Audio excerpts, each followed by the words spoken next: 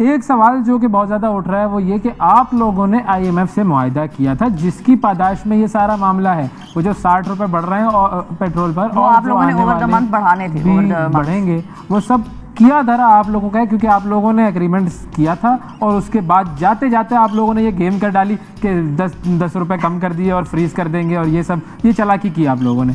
चलें कुछ बातें कर लेते हैं इस बारे में। गपशप लगाते हैं। हाँ, गपशप लगाते हैं। हमारी हुकूमत, अब मैं आपसे सवाल करूंगा, कुछ चीज़ों का आपने जवाब देना है। हमारी हुकूमत पहले दिन इमरान खान ने किस दिन तोड़ी थी?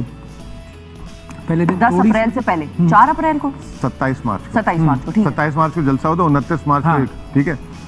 फिर चीफ जस्टिस साहब ने उनको वापस 7 तारीख को भेज दिया था। जी बिल्कुल। और 10 अप्रैल को हम चले गए थे। यस। ठीक है। हर महीने की 15 तारीख को और 30 तारीख को पेट्रोल की कीमतों का ऐलान होता है। बिल्कुल ठीक है। ऐसा ही होता है। सही है।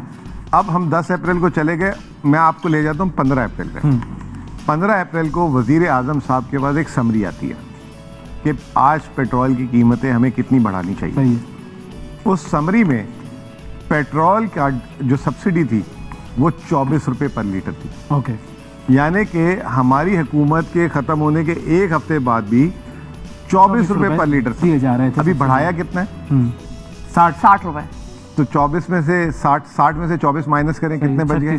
ये 36 रुपए की लैंडमाइन किसकी थी? ये ओगरा की नोटिफिकेशन की बात कर रहा हूँ, ये मुजम्मिल असलम का बनाया हुआ नहीं है। ठीक है। तो यानी कि ये 8 हफ्तों में भी कीमत पड़ी, तो वो 8 हफ्तों की तो कीमत बढ़ा देते भाई। तो जो एग्रीमेंट था वो ये नहीं था कि हम नहीं, अभी तो एग्रीमेंट पे तो आते हैं। एग्रीमेंट कोई नहीं होता। IMF जो है, अभी भी जैसे ये बजट आ रहा है, IMF के ताल्लुक होता है हदफ से। सही है। कि आप हदफ को कैसे हासिल करें। सही है। नवंबर के महीने में जब हम गए, पहली बात तो ये, अच्छा वो भी बात करता हूँ।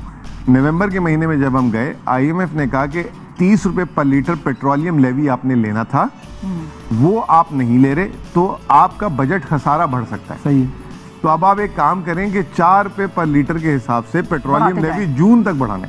ठीक है ना। हम तो मार्च में चले गए थे और हमने फरवरी तक बढ़ाया भी। ठीक है। अच्छा, लेकिन IMF ने क्यों बोला था दूसरा कि हमें लगता है, हमें खदशा है कि आप टैक्स का हदफ हासिल नहीं कर सकेंगे। सही है। क्योंकि अभी तो आपका टैक्स बड़ा तेज चल रहा है, ये आगे जाके स्लो हो जाएगा। मजे की बात यह है कि टैक्स हदफ से हम आगे रहे पूरा साल। हाँ बिल्कुल। और अभी भी हम अपने हदफ के करीब थे। अब रहा सवाल एग्रीमेंट का। एग्रीमेंट कुछ नहीं होता, IMF आपको प्रपोज करता है हदफ हासिल करने के लिए। अब 30 रुपए पेट्रोलियम लेवी पाकिस्तान में पहली दफा कौन लाया था, पता है आपको? PMLN। ये मिफ्ता इस्माइल साहब PMLN लाए थे। बिल्कुल। और ये हुकूमत थी जिसने कौम को रिलीफ दिया, जो पेट्रोलियम लेवी भी नहीं लिया, और तारीख में पहली दफा 17% सेल्स टैक्स को सिफर किया। सही। और सिफर करने के बावजूद टैक्स के हदफ को हासिल किया। मैं अब ये कहता हूँ, इनसे सवाल ये है मेरा कि उस IMF के एग्रीमेंट में मिफ्ता इस्माइल और उनकी पूरी काबीना ढूंढ के बताए कि 300 रुपये लीटर हमने कहाँ लिखा था, ये ढूंढ के बताए कि सेल्स टैक्स का हमने कहाँ लिखा था। ये तमाम बातें झूठ बोल रहे हैं। और ये जो 36 रुपए की जो लैंड माइन थी, जो 24 से 60 हुआ, ये किसने बिछाई थी? हम तो सिर्फ 24 रुपए की बिछा के गए थे और उसके ऊपर हमने टैक्स टारगेट भी हासिल किए हुए थे।